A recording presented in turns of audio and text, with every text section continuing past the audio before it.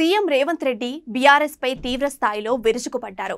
గత ప్రభుత్వం చేసిన మోసాలను, దగను శాసనసభలో ఆయన సీఎం వివరించారు.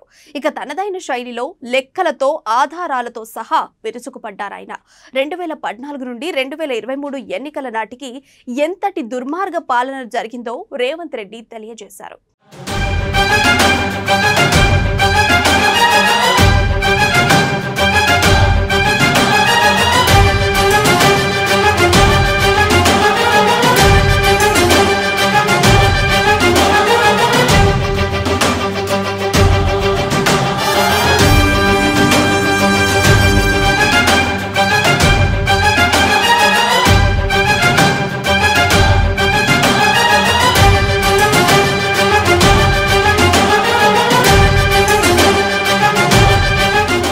కాంగ్రెస్ పార్టీ అధికారంలోకి రాగానే ప్రగతి భవన్ గడీలను బద్దలు కొట్టించామన్నారు సీఎం రేవంత్ రెడ్డి. తన ప్రమాణ స్వీకారం రోజే ప్రగతి భవన్ గడీలకు వేసిన కంచెలను తొలగించామన్నారు. నాడు హోంమంత్రిగా ఉన్న మహమూద్ అలీని ప్రగతి భవన్ గేట్ల వద్దే అడ్డుకున్నారని అన్నారు. నాడు ఆరోగ్య శాఖ మంత్రిగా ఉన్న ఈటలను ప్రగతి భవన్ ఎదుటే అడ్డుకున్నారని, దీనికి ఈటల కన్నీళ్లు పెట్టుకుని వెళ్లారని చెప్పారు. తెలంగాణ బంధుకు ఉద్యమాన్ని ఉవ్వెత్తున ఎగిసిపడేలా చేసిన గద్దర్ను కూడా ప్రగతి భవన్ గేటు ఎదుటే అడ్డుకున్న దుర్మార్గ పరిపాలన ఎవరు చేశారని ప్రశ్నించారు రేవంత్ రెడ్డి.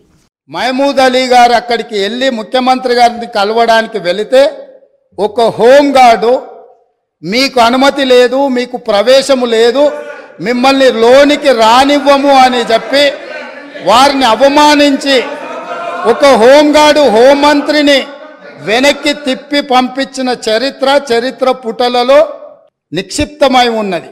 ఆనాటి ఆర్థిక మంత్రి, ఆనాటి వైద్య ఆరోగ్య శాఖ మంత్రి ఈటల రాజేందర్ గారు ముఖ్యమంత్రిని కలవడానికి అక్కడికి వెళితే అక్కడ ఉన్న పోలీసు సిబ్బంది మీకు ప్రవేశము లేదు, మిమ్మల్ని నిషేధించినము, మీకు అర్హత లేదు, మీకు ఆ స్థాయి లేదు అని చెప్పి ఈటల రాజేందర్ గారిని ఆ ప్రగతి భవన్లకు ప్రవేశం లేదని తన సహచర మంత్రిని అవమానించి ఆ మంత్రే స్వయంగా కన్నీళ్లు పెట్టి ఈ ఆవేదనను, ఈ దుఃఖాన్ని లోపల అదిమి పెట్టుకున్న విషయాన్ని 4 కోట్ల తెలంగాణ ప్రజలకు వివరించినప్పుడు తెలంగాణ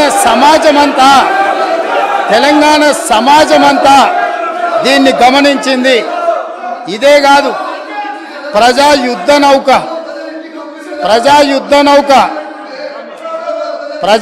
నౌక గద్దరన్న 50 సంవత్సరాలు సుదీర్ఘంగా ఈ తెలంగాణ ప్రజల పక్షాన గలం విప్పి గచ్చగట్టి గొంగళేసుకొని తండాలలో, గూడాలలో, మారుమూల పల్లెల్లో ఈ దేశంలోనే 100 కోట్ల ప్రజలను ప్రభావితం చేయగలిగిన గద్దరన్న ఆనాటి ముఖ్యమంత్రి గారిని కలవడానికి ఆ ప్రగతి భవన్ గేట్ల ముందు ఎర్రటెండలో మండుతుంటే అక్కడ గంటల కొద్ది నిలబడితే ఈ తెలంగాణ యుద్ధ నౌక, ఈ తెలంగాణ పోరాటానికి, తెలంగాణ ప్రజల యొక్క ఆత్మగౌరవమైన గద్దరన్నకే ప్రవేశం లేని ప్రగతి భవన్ను ఇవాళ బద్దలు కొట్టి నా 4 కోట్ల తెలంగాణ ప్రజలు ఎప్పుడు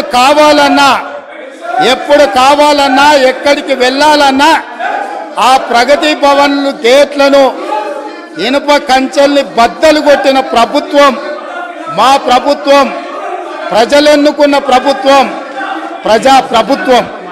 గత పాలన గురించి ప్రతిపక్ష సభ్యులు పదే పదే మాట్లాడుతున్నారు. అప్పటి ప్రభుత్వంలో మీదే ప్రధాన భాగస్వామ్యం, ఆ పాపాలకు సంపూర్ణ బాధ్యత మీదే అంటూ ముఖ్యమంత్రి రేవంత్ రెడ్డి ప్రతిపక్ష నేతలపై మండిపడ్డారు. మాట్లాడితే గత పాలనలో అలా జరిగింది, ఇలా జరిగిందని విమర్శించడాన్ని ఆయన తప్పుబట్టారు. మాజీ సీఎం కేసీఆర్ కు రాజకీయంగా అవకాశాలు ఇచ్చిందే కాంగ్రెస్ పార్టీ అని, పార్టీ యువజన సంఘం వైస్ ప్రెసిడెంట్గా, ఆ తర్వాత ఎంపీగా, మంత్రిగా ఆయనను గౌరవించిందని గుర్తు చేశారు. కొందరు ఎన్ఆర్ఐలకు ప్రజాస్వామ్య స్ఫూర్తి అంటే అర్థం తెలియట్లేదని ఎద్దేవా చేశారు. మనం ప్రయత్నించినా వారు తెలుసుకోరని అన్నారు. సభ్యుల సంఖ్య ముఖ్యం కాదని, ప్రజాస్వామ్య స్ఫూర్తి ఉండాలని పేర్కొన్నారు. కేసీఆర్ కు పదవులు ఇచ్చింది కాంగ్రెసేనని, కృష్ణా జలాల్లో తెలంగాణ వాటాపై పోరాడింది కాంగ్రెసేనని గుర్తు చేశారు. ఎన్నికల్లో పోటీ చేయడానికి ఇస్తే కాంగ్రెస్ పార్టీ తరఫున నిలబడి ఓడిపోయిందే చంద్రశేఖరరావు. గత పాలనలో ఎంపీగా గెలిపించిందే కాంగ్రెస్ పార్టీ, గత పాలనలో షిప్పింగ్ మినిస్టర్ ఇచ్చిందే కాంగ్రెస్ పార్టీ, ఆ తర్వాత కార్మిక శాఖ మంత్రి ఇచ్చిందే కాంగ్రెస్ పార్టీ. అంతెందుకు ఇక్కడ సభ్యుడు ఉన్నాడు, వారు కూడా వారి కుటుంబ సభ్యులే. ఎమ్మెల్యే కాకుండానే మంత్రిని చేసి తర్వాత ఎమ్మెల్యేగా ఎన్నిక చేయడానికి సహకరించిందే కాంగ్రెస్ పార్టీ. ఈరోజు వాళ్ళు ఏ పేరైతే వినోద్ అనుకుంటున్నారో ఆ రాజశేఖర రెడ్డి గారే ఆ మంత్రివర్గంలోనే గత ఆర్థిక శాఖ మంత్రి సిద్దిపేట ఎమ్మెల్యే గారు ఎమ్మెల్యే పదవి లేకుండా మంత్రిగా ప్రమాణ స్వీకారం చేసిండ్రు. రాజశేఖర రెడ్డి గారి నాయకత్వమే ఈ దేశానికి బలమైన నాయకత్వం అని అందులో పనిచేసిండ్రు. మూడవది పోతిరెడ్డిపాడు పొక్క పెద్దది చేసినప్పుడు కీర్తిశేషులు నాయన్ నరసింహారెడ్డి గారు కడప జిల్లా ఇన్ఛార్జ్ మినిస్టర్. ఆ రోజు కొట్లాడింది పోతిరెడ్డిపాడు మీద కీర్తిశేషులు పి జనార్దన్ రెడ్డి గారు. పోతిరెడ్డిపాడు పొక్క పెద్దది చేసినప్పుడు ఇక్కడ ఉన్నోళ్ళు ఎవరు ప్రాణత్యాగాలు చేస్తామని ఎవరు కొట్లాడలే, ఎవరు మాట్లాడలే. సొంత పార్టీ సొంత ప్రభుత్వం ఉన్న తెలంగాణ ప్రజల హక్కులను భంగం కలిగించొద్దు, కృష్ణానది జలాలలో మా వాటా మాకు ఉండాలి, మా వాటాను ఎవరు తీసుకెళ్ళినా మేము ఒప్పుకోము అని కొట్లాడింది ఆనాటి నాయకుడు పి జనార్దన్ రెడ్డి గారు మాట్లాడిండ్రు తప్ప వీళ్ళు కాదు. ఇక తెలంగాణ ఉద్యమంలో అసువులు బాసిన అమరవీరుల అంశాన్ని లేవనెత్తారు సీఎం రేవంత్ రెడ్డి. గత బీఆర్ఎస్ ప్రభుత్వం అమరవీరులను గుర్తించలేదన్నారు. కనీసం ఒక్క బిడ్డ కుటుంబానికి కూడా ఆసరగా నిలవలేదన్నారు. ఉద్యమంలో ప్రాణాలు త్యాగం చేసిన శ్రీకాంతచారి, యాదయ్య, కిష్టయ్య గౌడ్ లాంటి బిడ్డలకు బుక్కెడు బువ్వ పెట్టిందా అని ప్రశ్నించారు. అదేవిధంగా అధ్యక్ష, ఈరోజు 9.5 సంవత్సరాలు ఉద్యమాలు చేసినాము, ఉద్యమాల నుంచి వచ్చి ప్రభుత్వాన్ని నడిపినామని మాట్లాడింది కదా. ఉద్యమాల నుంచి వచ్చిన పార్టీ ప్రభుత్వాన్ని ఏర్పాటు చేస్తే ఉద్యమ సందర్భంగా ఉద్యమం కోసం ముందుకు వచ్చి తెలంగాణ రాష్ట్రాన్ని సాధించడానికి ప్రయత్నం చేసి కృషి చేసి అమరులైన కుటుంబాలకు 9.5 సంవత్సరాల ఇప్పుడు వాళ్ళు ఏదైతే ప్రస్తావించిండ్రో యాదిరెడ్డి కావచ్చు, శ్రీకాంతచారి కావచ్చు, ఈశాన్ రెడ్డి కావచ్చు, కానిస్టేబుల్ కిష్టయ్య కావచ్చు, యాదయ్య కావచ్చు, ఇట్లా వందలాది మంది బిడ్డలకు ఈ 9.5 సంవత్సరాలల్లా ఏ ఒక్కరోజైనా ప్రగతి భవన్ కు ఆహ్వానించి మీ కుటుంబం మీ బిడ్డల ప్రాణ త్యాగాలతోని తెలంగాణ రాష్ట్రాన్ని సాధించడం, ఈ తెలంగాణలో అత్యున్నతమైన గౌరవం మర్యాద మీకు ఉంటుంది, మీరు నా కుటుంబ సభ్యుల కంటే ఎక్కువ, నీ కుటుంబంలో నీ బిడ్డను కోల్పోయినావు, నీ కుటుంబానికి నేను పెద్ద కొడుకునవుతా అని చెప్పి ఆనాటి ముఖ్యమంత్రి బుక్కెడు బువ్వ శంకరమ్మకు పెట్టిండా, యాదయ్య కుటుంబానికి పెట్టిండా, యాదిరెడ్డి కుటుంబానికి పెట్టిండా, కానిస్టేబుల్ కిష్టయ్య కుటుంబానికి పెట్టిండా. కానీ వాళ్ళ గురించి పట్టించుకోలే. ఈ కుటుంబంలో ఉన్న వాళ్లకు కొడుకుకు మంత్రి ఇచ్చిండు, అల్లుడికి మంత్రి ఇచ్చిండు. కన్న కూతురు ఓడిపోతే ప్రజలు తిరస్కరిస్తే ఎంబడే శాసన మండలి పదవి ఇచ్చిండు. సొంత కుటుంబ సభ్యుల మీద ఇంత పేగుబంధం ఉంది అని ఇంత అవ్యాజమైన ప్రేమను ప్రకటించినప్పుడు తెలంగాణ ఉద్యమకారులు ఏంది ఇది, ఈ తెలంగాణ మా త్యాగాల పునాదుల మీద ఏర్పడ్డది కదా, మా కనీస గౌరవ మర్యాద లేదా? ఉద్యమకారులపై నమోదైన కేసులను బీఆర్ఎస్ ప్రభుత్వం ఎత్తివేయలేదన్నారు సీఎం రేవంత్ రెడ్డి. బీఆర్ఎస్ అనుచరులపై ఉన్న కేసులు ఎత్తివేసుకున్న కేసీఆర్ కనీసం విద్యార్థి నాయకులపై ఉన్న కేసులను కూడా ఎత్తివేయలేదని విరుచుకుపడ్డారు. కేసీఆర్ కుటుంబంలో మంత్రులను చేశారన్నారు. కుమారునికి మంత్రి, అల్లుడికి మంత్రి, ఒకరికి ఎంపీ, కూతుర్ని ఓడగొడితే కావాలని కవితని ఎమ్మెల్సీని చేశారని అన్నారు రేవంత్ రెడ్డి. అదేవిధంగా అధ్యక్ష, ఆ విషయాన్ని పక్కన పెడితే తెలంగాణ ఉద్యమంలో లక్షలాది మంది విద్యార్థులు ఉద్యమకారులు తెలంగాణ ఉద్యమంలో కేసులు కట్టుకుంటే వాళ్ళ మీద నమోదైన కేసులు ఇప్పటి వరకు 10 సంవత్సరాలైనా ఆ తెలంగాణ ఉద్యమకారుల మీద నమోదైన కేసులను తొలగించాలన్న ఆలోచన ఎప్పుడైనా చేసిండ్రా? నేను ఈరోజు మీ ద్వారా అడగదలుచుకున్నా, ఈరోజు మీ ద్వారా తెలంగాణ ప్రజలకు నేను చెప్పదలుచుకున్నా, జూన్ 2, 2014 నాటికి తెలంగాణ రాష్ట్రం ఏర్పడే రోజుకు గౌరవనీయులైన మాజీ ముఖ్యమంత్రి వర్యులు కల్వకుంట్ల చంద్రశేఖరరావు గారు వారి కుటుంబ సభ్యుల మీద ఉన్న ఉద్యమ కేసు ఎన్ని, తెలంగాణలో లక్షలాది మంది విద్యార్థులు, నిరుద్యోగ యువకులు, ఉద్యమకారుల మీద ఉన్న కేసులన్నీ, ఈ తెలంగాణ రాష్ట్రం ఏర్పడ్డ తర్వాత, వాళ్ళ ప్రభుత్వం ఏర్పడ్డ తర్వాత వాళ్ళ మీద తీసిన కేసులన్నీ, తీసుకున్న ప్రత్యేక కార్యాచరణ ఏంది? తెలంగాణ బిడ్డల మీద ఉన్న ఉద్యమ కేసులను తొలగించినవన్నీ, వాటి మీద ఎప్పుడైనా ఆనాటి ముఖ్యమంత్రి గారు సమీక్ష చేసి ఈ కేసులు వాళ్ళ మీద ఉంటే భవిష్యత్తులో వాళ్ళ ఉద్యోగాలకు ఇబ్బంది అవుతుంది, లేదా తెలంగాణ రాష్ట్ర సాధనలో వాళ్ళ మీద పెట్టిన కేసులను తొలగించాలని ఏ రోజైనా ఈ రాష్ట్ర ముఖ్యమంత్రి గారు సమీక్షించి ఈ శాసనసభలో చర్చించి అవసరమైతే ఈ శాసనసభ ఏకగ్రీవంగా నిర్ణయం చేసినుంటే ఏ విధంగా ముందుకు వెళ్తుండేనో ఇవాళ మనం చెప్పుండే వాళ్ళం అధ్యక్ష. అందుకే అధ్యక్ష, వాట్ ఈస్ ద అధ్యక్ష, ఐఎమ్ నాట్ ఈల్డింగ్ అధ్యక్ష. అయితే ఈరోజు వాళ్ళకొక నీతి, వీళ్ళకొక నీతి అధ్యక్ష.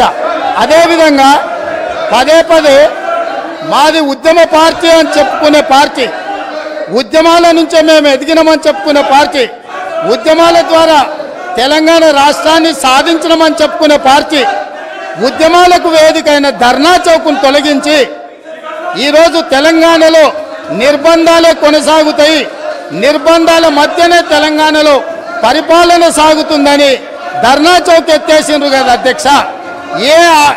ఏ ఆదర్శం వీళ్ళు చెప్పదలుచుకున్నారు? తెలంగాణ ప్రజలకు ధర్నా చేసుకోవడానికి ఆనాడు కాంగ్రెస్ పార్టీ ధర్నా చౌక్ ఏర్పాటు చేస్తే ఆ ధర్నా చౌక్ను ఎత్తేసిన దుర్నీతి ఈరోజు ఈ పార్టీది ఉన్నది. కాబట్టి రాష్ట్రంలో రైతుల అంశంపై లేవనెత్తిన సీఎం రేవంత్ రెడ్డి గత బీఆర్ఎస్ సర్కార్ రైతులకు ఇవ్వాల్సిన పెట్టుబడి సాయాలను అందించకుండా, నష్టపరిహారాలను అందించకుండా తీవ్ర మోసం చేశారని అన్నారు. వరి వేస్తే ఊరే అన్న కేసీఆర్ వరి, పత్తి, మిరప తోటలు వేసుకోమని చెప్పి ఆఖరికి వరేస్తే ఊరే అని ఎట్లా అంటారని అన్నారు. పైగా ఫామ్ హౌస్ లో మాత్రం 150 ఎకరాల్లో వరి సాగు కేసీఆర్ ఎట్లా చేస్తారని నిలదీశారు. ఇక రాష్ట్రంలో 2018 నాటికి 1,00,000కు పైగా రైతులు మృతి చెందారని, ఇక 8,000 మంది రైతులు ఆత్మహత్య చేసుకున్నారని అన్నారు. రైతులు బతికున్నప్పుడు ఇవ్వాల్సిన సాయం ఇవ్వకుండా మృతి చెందాకిచ్చి రైతుల చావును బీఆర్ఎస్ సర్కార్ కోరుకుందని అన్నారు. పదే రాష్ట్ర ప్రభుత్వము, రైతు ప్రభుత్వము రైతును రాజును చేసినామని మాట్లాడుతుంటది అధ్యక్ష. నేను కొన్ని వాస్తవిక విషయాలు ఈ రోజు నేను మీ ముందుకు తీసుకురాదలుచుకున్నాను అధ్యక్ష. రాష్ట్రంలో రైతుల ఆదాయం పెరిగింది, రైతుల ఆత్మహత్యలు తగ్గినాయి, రైతుల వలసలు తగ్గినాయి, రైతులు పండించిన పంటకు గిట్టుబాటు ధర ఇస్తున్నాము, సాగునీటి ప్రాజెక్టులు నిర్మించడం ద్వారా 1 కోటి ఎకరాలకు నీళ్లు ఇచ్చినామని పదే ఆనాటి ప్రభుత్వం ఈనాటి వరకు ఒకే అంశాన్ని పదే ప్రస్తావిస్తున్నారు అధ్యక్ష. నేను కొన్ని వాస్తవ విషయాలను ఈరోజు మీ ముందు పెట్టదలుచుకున్నాను అధ్యక్ష. ఈరోజు దేశంలో ఉన్న రాష్ట్రాలలో రైతుల యొక్క ఆదాయం గురించి మనం చర్చించినప్పుడు తెలంగాణ రాష్ట్రము ఈ దేశంలో ఉన్న రాష్ట్రాలలో రైతు ఆదాయంలో 25వ స్థానంలో ఉంది. ఇది నేను చెప్పడం లేదు అధ్యక్ష.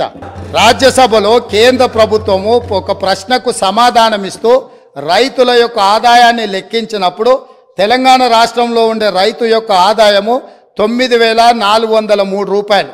అంటే ఇది మొత్తం దేశంలో ఉన్న అన్ని రాష్ట్రాలలో 25వ స్థానం. అత్యధికంగా రైతు ఆదాయం ఉన్న రాష్ట్రం ఏదో తెలుసా అధ్యక్ష? మేఘాలయ 29,348 రూపాయలు.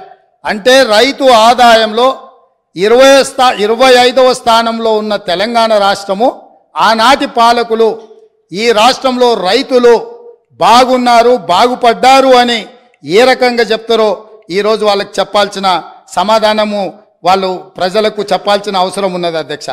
ఎన్సీఆర్బి లెక్కల ప్రకారము దేశంలోనే మొదటి స్థానము లేదా 2వ స్థానంలో ఈ 10 సంవత్సరాలు రైతు ఆత్మహత్యలల్ల ఎప్పటికప్పుడు మొదటి 2 స్థానాలలోనే తెలంగాణ రాష్ట్రం ఉంది. 8,000 చిల్లర రైతులు ఆత్మహత్యలు చేసుకున్నారని ఎన్సీఆర్బి లెక్కలు చెప్తున్నాయి అధ్యక్ష. రాష్ట్ర ప్రభుత్వమే రైతు బీమా పథకం తెచ్చినము అని గొప్పగా చెప్పుకున్నారు అధ్యక్ష. రైతు బీమా పథకంలో 2018 ఆగస్టు నెలలో ప్రారంభించిన రైతు బీమా పథకంలో అర్హులు ఎవరో తెలుసా అధ్యక్ష? 18 సంవత్సరాలు నిండిన వాళ్ళు, 60 సంవత్సరాల లోపట ఉన్నవాళ్ళు. ఎంతమంది రైతులు చచ్చిపోయినారో తెలుసా అధ్యక్ష? వీళ్ళ లెక్కల ప్రకారము నెంబర్ ఆఫ్ క్లెయిమ్స్ వచ్చేసి నెంబర్ ఆఫ్ డెత్స్ వచ్చేసి 1,21,965.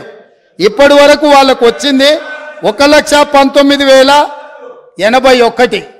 అంటే 2018 నుంచి 2023 ఆగస్టు నెల వరకు 1,21,000 మంది రైతులు చచ్చిపోయినరు. ఏ వయసు ఉన్న వాళ్ళు? 18 సంవత్సరాలు పైబడిన వాళ్ళు, 60 సంవత్సరాల లోపల ఉన్న వాళ్ళు. అంటే ఇవి ప్రభుత్వం చేసిన హత్యలు కాదా అని నేను అడుగుతున్నా అధ్యక్ష. ఇదా రైతు ప్రభుత్వం? 10వ తరగతి పరీక్షలను కూడా బీఆర్ఎస్ ప్రభుత్వం సరిగ్గా నిర్వహించలేకపోయిందన్నారు సీఎం రేవంత్ రెడ్డి. జిరాక్స్ సెంటర్లలో టీఎస్పీఎస్సీ పరీక్షల పేపర్లు దొరికాయన్నారు. పకడ్బందీగా నిర్వహించాల్సిన ఎగ్జామ్స్ ని లీకేజీలు చేసి విద్యార్థుల జీవితాలను ఆగం చేశారని సీఎం రేవంత్ రెడ్డి పేర్కొన్నారు. మరి గుర్తుందో లేదో ఇప్పుడు గుర్తు చేయదలుచుకున్న అధ్యక్ష, 10వ తరగతి ప్రశ్నాపత్రాలు వాట్సాప్లలో తిరుగుతూ 10వ తరగతి పరీక్షలే నిర్వహించలేని అసమర్థ ప్రభుత్వం ఆనాడు ఉండే. 12వ తరగతి అంటే ఇంటర్మీడియట్ ప్రశ్నాపత్రాలు చక్కగా దిద్ది ఫలితాలు ప్రకటించలేక ప్రభుత్వం ప్రైవేటు వ్యక్తులకు అసలు నేషనల్ అచీవ్మెంట్ సర్వే స్కూల్ ఎడ్యుకేషన్కి సంబంధించి తెలంగాణ రాష్ట్రానికి ఉన్న ర్యాంక్ ఏంటంటే 31. రాష్ట్రాలే కాదు యూనియన్ టెరిటరీల కంటే కూడా అధ్వానంగా తెలంగాణ రాష్ట్ర విద్య ఉంది అని అంటే ఈ తప్పకుండా వాళ్ళు తల వంచుకోవాల్సిందే, సిగ్గుపడాల్సిందే అధ్యక్ష. ఖమ్మంలో రైతులకు సంఖ్యలు వేసిన చరిత్ర బీఆర్ఎస్ సర్కార్ది అన్నారు సీఎం రేవంత్ రెడ్డి. ఇసుక దోపిడీపై ప్రశ్నించిన నేరేళ్ల ప్రజలపై అక్రమ కేసులు పెట్టించి జైల్లో పెట్టి చితకబాదిన ఘటనలు నిజం కాదా అన్నారు రేవంత్ రెడ్డి. నేను ఒక మాట మీ ద్వారా అడగదలుచుకున్న అధ్యక్ష, ఈ రాష్ట్రంలో జరుగుతున్న ఇసుక దోపిడీలో వాళ్ళ పాత్ర లేదా? లక్షలాది వేలాది లారీలలో ఇసుక దోపిడీకి పాల్పడుతుంటే నేరెళ్లలో సొంత నియోజకవర్గంలో నేరెళ్లలో ఇసుక దోపిడీకి పాల్పడుతుంటే ఇసుక లారీలు దళితుల మీద ఎక్కించి తొక్కి చంపుతుంటే ఆ దళితులు నిరసన తెలిపినందుకు ఇసుక దోపిడీలో నేరెళ్లలో నిరసన తెలిపిన దళితులను పోలీసులను పెట్టి నిర్బంధించి పోలీస్ స్టేషన్లో పెట్టి కరెంటు షాకులు పెట్టి సంసారానికి పనికి రాకుండా హింసించినందుకు ఇసుక దోపిడీకి పాల్పడి ఇసుక లారీలతో దళితులను తొక్కిచ్చి చంపించినందుకు ప్రశ్నించిన దళితులను పోలీస్ స్టేషన్లో పెట్టి పోలీస్ కరెంటు షాకులతో కొట్టి సంసార జీవితానికి పనికి రాకుండా చేస్తే తెలంగాణ రాష్ట్రం ఇచ్చిన లోక్సభ స్పీకర్గా మీరా కుమారి గారిని మా మిత్రుడు పొన్నం ప్రభాకర్ గారు ఆ దళితులను పరామర్శించడానికి అవమానించినందుకు సిగ్గుతో తల వంచుకోవాల్సిందే. గంజాయిని నివారించడంలో బీఆర్ఎస్ సర్కార్ ఎందుకు నిర్లక్ష్యం చేసిందన్నారు సీఎం రేవంత్ రెడ్డి. దేశంలోనే పంజాబ్ డ్రగ్స్ వినియోగంలో ఫస్ట్ ఉంటే తర్వాతి స్థానంలో తెలంగాణే ఉందన్నారు. ఇక నుంచి రాష్ట్రంలో గంజాయిని నిర్మూలించేందుకు కాంగ్రెస్ ప్రభుత్వం సిద్ధంగా ఉందని తెలిపారు. డ్రగ్స్ బారిన పడి ఈరోజు చావులను మనం కల్లారా చూస్తుంటే, రాష్ట్రమే నిర్వీర్యం అయిపోతుంటే, యువత డ్రగ్స్ బారిలో పడి చచ్చిపోతుంటే తెలంగాణ రాష్ట్రంలో పూర్తిగా కూకటి వేళ్లతో పెకిలించి వేయాల్సిన ఈ డ్రగ్స్ మహమ్మారి విషయంలో ఎందుకు విచారణలో ఈ ప్రభుత్వం ఆనాడు జాప్యం వహించింది? ఎందుకు నిర్లక్ష్యం వహించింది? ఎందుకు దీని మీద చర్యలు తీసుకోవడానికి నార్కటిక్ డిపార్ట్మెంట్కు, డిఆర్ఐ డిపార్ట్మెంట్కు, ఈడీ డిపార్ట్మెంట్కు ఎందుకు సంపూర్ణమైన సమాచారాన్ని ఇవ్వలేదని నేను అడుగుతున్నా అధ్యక్ష. ఈరోజు నేను టీఎస్ న్యాబ్లో ఒక అడిషనల్ డీజీ క్యాడర్ ఆఫీసర్ని పెట్టి ఎంపవర్ చేసి ఇవాళ ఈ రాష్ట్రంలో డ్రగ్స్ అనే పదం వినిపించొద్దు, ఈ రాష్ట్ర సరిహద్దులు ఎవడు గంజాయితో రావద్దు, ఎవడు వచ్చినా ఎంత పెద్దవాడైనా ఎంత గొప్పవాడైనా వాళ్ళ వెనకాల ఎవరు ఉన్నా ఊచలు లెక్క పెట్టాల్సిందే, లెక్క పెట్టియాల్సిందే అని ఈరోజు నా ప్రభుత్వం మా మంత్రివర్గ సహచరులు తీసుకున్న నిర్ణయాన్ని ఈ ప్రతిపక్షాలు అభినందించాల్సిన అవసరం లేదు అధ్యక్ష. మిగతా విషయాలలో భిన్నాభిప్రాయాలు ఉండొచ్చు, భేదాభిప్రాయాలు ఉండొచ్చు, కానీ డ్రగ్స్ మహమ్మారిని నిషేధించడానికి నిర్వీర్యమైపోతున్న యువతను, చిన్న చిన్న పాఠశాలల ఆడపిల్లలు బలైపోతున్న ఈ మహమ్మారిని నిషేధించడానికి ఈ దాన్నైనా అభినందించడానికి మన ప్రభుత్వాన్ని మీరు అభినందించడానికి మీకు మనసు రాలేదా అని నేను అడుగుతున్నా అధ్యక్ష. అంటే ఈరోజు ఈ సభలో వీళ్ళందరూ మిగతా వాట్లలో వాళ్ళకి రాజకీయ కోణాలు ఉండొచ్చు. ఎవరైనా ఈ రాష్ట్రంలో గంజాయి కానీ, కొకైన్ కానీ, హెరాయిన్ కానీ ఇట్లాంటివి రకరకాల ఎన్నో పేర్లు, నా పేర్లు పలకడానికి కూడా నాకు రాదు అధ్యక్ష. వీటన్నిటినీ 100% ఉక్కు పాదంతో అణిచివేస్తాం, ఎంత వాళ్ళున్నా బొక్కలేస్తామనే నిబద్ధతతో నా ప్రభుత్వం, మా ప్రభుత్వం పనిచేయబోతుంది. దీనికైనా వాళ్ళు పూర్తి స్థాయిలో మద్దతు పలకాలి అని చెప్పి మీ ద్వారా వారికి విజ్ఞప్తి చేస్తున్నా అధ్యక్ష.